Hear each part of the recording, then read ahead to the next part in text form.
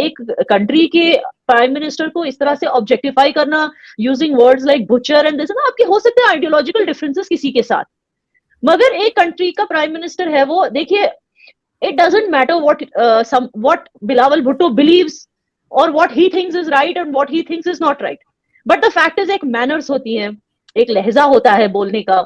ये पाकिस्तान पार्लियामेंट तो था नहीं, ये यूनाइटेड नेशंस प्लेटफॉर्म था, वहां पे जाके इस तरह से किसी और कंट्री के प्राइम मिनिस्टर के बारे में बात करना, उसको कंपेयर करना ओसामा बिन लादेन से, आई मीन वो हमें एज इंडियन मुस्लिम्स कुछ तो डिग्निटी दे देता बिलावल भुट्टो, कि क्या हम बेवकूफ हैं कि अगर वो सचमुच अगर बुचर होता ऑफ मुस्लिम्स तो क्या उनको इतने वोट से हम जिता रहे होते? आपको क्या टर्म्स जीते हैं बैक टू बैक, उसमें मुस्लिम वोट्स नहीं होंगे, और सबसे ज्यादा मुस्लिम वोट्स उनको गुजरात से ही आते हैं, तो क्या आर गुजराती मुस्लिम ज़ॉम्बीज के उनको नहीं पता कि ये बुचर है? और वहां पर बैठे बिलावल भुट्टो को पता है। बिलावल भुट्टो कौन से टेररिज्म की वो कौन से टेररिज्म को जुटलाने की बात कर रहा है? वो ही था ना जिसके ग्रैंडफादर बोलते थे कि मैं 1000 ईयर वॉर करूंगा इंडिया से। वॉर की बात कौन करता था? उसका ग्रैंडफादर। 1000 ईयर्स की वॉर करने 8 इयर्स के अंदर उन्हीं की आर्मी ने उनको लटका दिया, फांसी दे दी। अच्छा, फिर उनकी mother, she is the one जिन्होंने ये वेनम इंजेक्ट किया कश्मीरी यूथ में, उनको कंफ्यूज करके रख दिया, उनको टेररिस्ट कहा, मतलब indirectly by calling, because Pakistan ने वर्ड मुजाहिद को इस कदर इरोड करके रखा है, डिग्रेड करके रखा है। The word Mujahid is a very pure word, but देखो पाकिस्तान ने उसको कैसे यूज किया, मुजाहिद। ओके और कश्मीरियों को मुजाहिद बोल के, literally she was the one, उनकी मां थी, who sparked this entire conflict in her तकरीर। एंड जब भी मैं, I am sorry to say, but उनकी माँ को कितनी कश्मीरी माओं की बदुआ लगी होगी, क्योंकि उनकी बातों की वजह से कितने कश्मीरी नौजवान बहक गए और उन्होंने गन्स उठा ली, पेन्स छोड़ के गन्स उठा ली। तो आप समझ सकते हैं in this situation, instead of using such words जिससे दो नेशंस के बीच जो पुराने जो जख्म थे वो भर जाएं, इंस्टेड ऑफ दैट उसके बदले में उन्होंने क्या किया? और जख्म खुरे दे, इस तरह की बातें करके। देखिए, किसी भी नेशन की बात कीजिए, आखिर एंड ऑफ द डे, अगर मोदी जी की ऑपोजिशन भी यहाँ पे कोई है, end of the day who is going to like कि हमारी देश की गरिमा, हमारी देश की इज्जत, हमारे देश के प्राइम मिनिस्टर को कोई इस तरह जाके वहां पे उनकी इज्जत को उछाले internationally? Who is going to like it? Nobody will like it, not a single. वो बड़ी बड़ी बातें कर रहा है, we us you know us Muslims, whether we are in Pakistan or whether we are in India, we are terrorists. He cannot us himself into us by just because he's a Muslim, he doesn't become one of us. एक Indian Muslim बनने के लिए जो sacrifices देने पड़ते हैं, जो Indian Muslims ने जो सैक्रिफाइस दिए हैं आज तक to be called Indian Muslims, they did not conveniently go to the other side. जब पार्टीशन हुआ था, they had faith on their Hindu brothers, they still have faith in the unity of Hindus and Muslims, they still have faith in constitution, and no matter what वो मर जाएंगे लेकिन खुद को गद्दार नहीं कहलवाएंगे। वरना आपको याद होगा शाहीन बाग के मुसलमान भी कहते थे we hate Pakistan. So to be an Indian Muslim, it is essential that you hate Pakistan. I'm sorry about that. जब तक Pakistan does not take some steps कि अपनी तरफ से इंडिया के बारे में इज्जत से बात करे और इंडियन हुकूमत के बारे में इज्जत से बात करना शुरू नहीं करती पाकिस्तानी हुकूमत, तब तक हर एक इंडियन मुस्लिम बोलता रहेगा कि we hate Pakistan. And this is quite bad because we are neighbours and we should not be hating each other. But what I am trying to say is, why is he saying कि we us, why is he including himself in us? He should not. He's not one of us. If he wants to be one of us, he has to hate Pakistan. Can he do that? He can't do that. So then he should not talk on the behalf of Indian Muslims. जी फखर, आपने बात सुनी याना कि आपको क्या लगता है? Again Bilawal Bhutto के ऊपर ही बात करूंगी, लेकिन जैसे याना कह रही है कि उनकी बात बिल्कुल इंडियन मुस्लिम्स को भी पसंद नहीं आई, बिलावल भुट्टो की।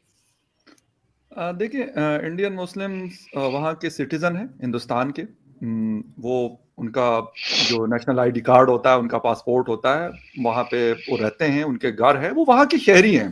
मेरे ख्याल में उस हवाले से बात करना शायद इतना मुनासिब बनता भी नहीं है। एक इंटरनल मैटर्स होंगे, मसले मसाइल भी होंगे, ऐसा नहीं कि नहीं मसले मसाइल नहीं है। जहां तक बात है गुजरात की, तो इस पे मैंने कुछ थोड़ा बहुत काम किया और मैंने बहुत सारे दोस्तों से पूछा, मैंने कहा यार मैं नरेंद्र मोदी जी आप लोगों के प्राइम मिनिस्टर हैं, आप लोग उसको इलेक्ट करते हैं, फखर यूसुफजई कौन होता है, बिलावल भुट्टो जरदारी साहब कौन होते हैं, आरजू काजमी साहिबा कौन होती है, क्योंकि कि आपने इनको क्यों इलेक्ट किया? क्योंकि वो वहां की डेमोक्रेटिक एक सिस्टम है और वो चाहते हैं उसको, और वो उसको इलेक्ट करते हैं।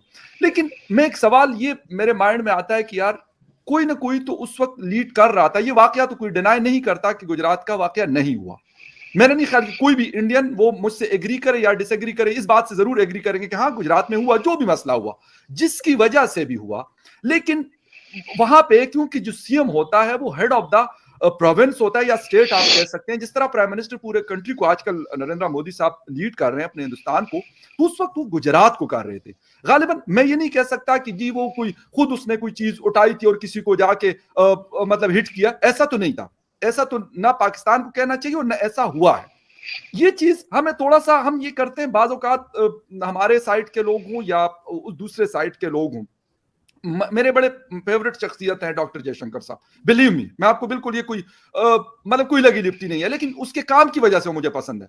हालांकि मुझे डॉक्टर जयशंकर साहब मुझे क्या दे सकते और मैं डॉक्टर जयशंकर साहब को क्या दे सकता हूं, वो हिंदुस्तान की प्राइड है, बहुत अच्छी बात है, अपने मुल्क के लिए बहुत अच्छा काम कर रहे हैं। मैं ये कह रहा हूं कि यार Bilawal is a non experience person, अगर हम उसका कंपैरिजन करते हैं डॉक्टर जयशंकर साहब से, उनके मुकाबले में एक यंग बंदा है जो पहली दफा वो फॉरेन मिनिस्टर बना है।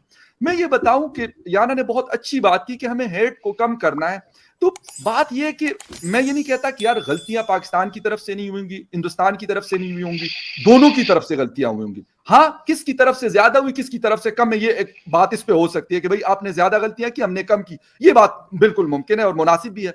लेकिन अगर हम किसी भी फोरम के ऊपर हमारा टाकरा होता है, हमने फर्ज किया होता है कि भाई मैंने इसको नीचा दिखाना है इस फोरम के ऊपर, हमारी दीवार जुड़ी हुई है ना, ये साथ हिंदुस्तान है कितना दूर है, इस्लामाबाद में बैठ के 3 घंटे या 4 घंटे लाहौर और फिर अमृतसर है, अगर इस तरफ से मुजफ्फराबाद के पास की बात की जाए तो कितना 2-3 घंटे की ड्राइव इस इस्लामाबाद सिटी से है, यानी इस तरफ भी हिंदुस्तान का बॉर्डर और उस तरफ भी हिंदुस्तान का बॉर्डर कितना दूर है यहाँ से।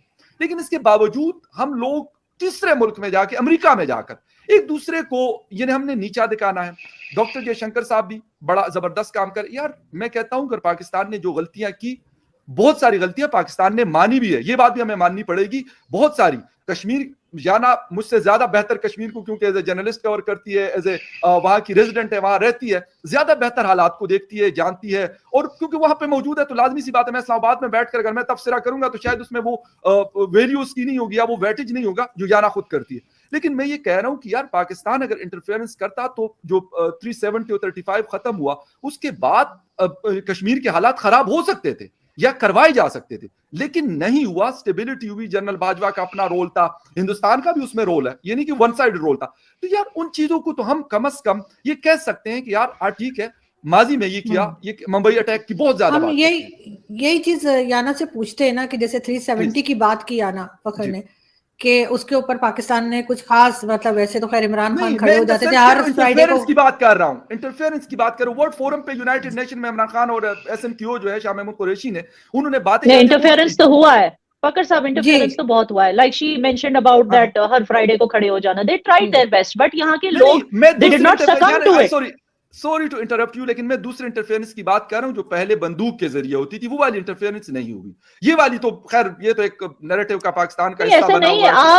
आज भी फॉरेन टेररिस्ट हैं, कुपवारा में इनफैक्ट घुस चुके हैं, ऐसी जगहों पे जा रहे हैं जहां पे पिछले 30 सालों में सफाई हो चुकी थी उनकी, अब वापस वहीं जा रहे हैं और वहां के लोग उनको वहां से भगा रहे हैं, वहां के लोकल्स उनको पनाह देने के लिए रेडी नहीं है, वो जंगलों में कितनी देर छुपेंगे। और ऊपर तो ऐसे करके यहाँ के लोकल्स की वजह से वहां इंटरफेरेंस बंद होगी, क्योंकि लोकल्स ही उनकी खबर देते थे सिक्योरिटी फोर्सेस को। अब आप मुखबिर बोलना चाहोगे तो हम सबको मुखबिर बोल दो। The fact is that locals will not tolerate any foreign terrorists coming in, and that is why उनका आना कम हो गया, that is why. But yes, जहां पे appreciate करना होता है मैंने किया, जैसे कि फॉर एग्जांपल सीजफायर के जो वायलेशंस उन्होंने बंद कर दिए अपनी तरफ से Pakistan for the past more than 1 year, तो उससे, बट देन अगेन यहाँ पे ये बोला जाता है कि पाकिस्तान के पास पैसे ही नहीं है शेलिंग करने के लिए, अब वो एक अलग मुद्दा है। और तीसरी बात, फकर साहब यू मेंशन्ड कि एक वो मुद्दा तो था गुजरात में। See, I'll ask you something, both of you are Pakistanis, I'll ask you something. आज जिस इन्फ्लेशन से फॉर एग्जांपल पाकिस्तान गुजर रहा है, okay, will you blame Shahbaz Sharif for it or will you blame the prime minister who was there before him? Shahbaz Sharif तो अभी आए हैं, so will you blame him? अब आज का मैं अगर for example I don't know anything, I'm somebody who doesn't know anything about Pakistan, मैं आज अगर गूगल खोलूंगी मैं देखूंगी Pakistan inflation rate, food inflation rate, oh so much, okay, 21% से ज्यादा, okay, and then मैं यहाँ पे देखूंगी पाकिस्तान प्राइम मिनिस्टर शहबाज शरीफ, फिर मैं अपने माइंड में लिख लूंगी शहबाज शरीफ ने पाकिस्तान का इन्फ्लेशन रेट इतना बढ़ाया, but is it true? Is it true? No. So जो पहली हुकूमत थी, you have to understand, Godhra train burning जब से हुई जिसमें हिंदुओं को मारा गया, उसके बाद से प्लानिंग शुरू हो गई थी कि मुसलमानों को मारा जाएगा, एक रिवेंज प्लॉट तब से ही प्लान किया जा रहा था, ठीक है, अब मोदी जी इलेक्शन जीत के वहां पर आए because you know he was genuinely working for the state,